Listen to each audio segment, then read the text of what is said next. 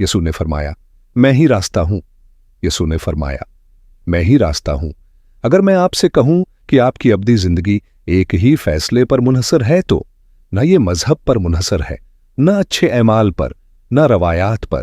Bible एक ऐसी सच्चाई जाहिर करती है जिसने लाखों जिंदगियों को बदल दिया है।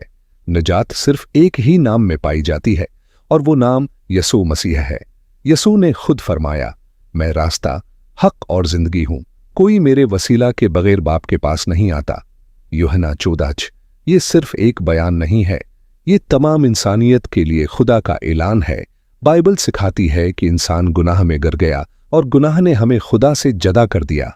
कोई भी अच्छे आमाल, मजहबी कोशिशें या नेक जिंदगी इस जुदाई को खत्म नहीं कर सकती थी। इसीलिए खुदा ने अपने बेटे को भेजा। यसू मसीह ने सलीब पर हमारे गुनाहों की पूरी कीमत अदा की। वो हमारी जगह मर गया ताकि हम जिंदगी पा सकें।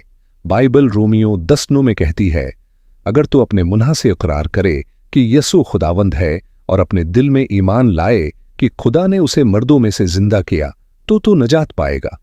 नजात कमाई नहीं जाती, ये एक तहफा है, लेकिन ये तहफा सिर्फ यसू मसीह पर ईमान के जरिए हासिल होता है।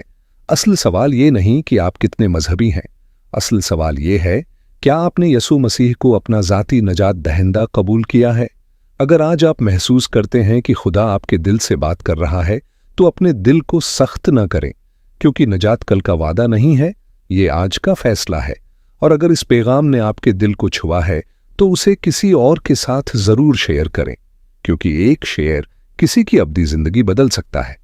अगर आप ऐसे ही सच्चाई पर मबनी बाइबली पैगामात सुनना चाहते हैं तो हमारे चैनल रियलिटी ऑफ गॉड को जरूर सब्सक्राइब करें, लाइक करें और शेयर करें।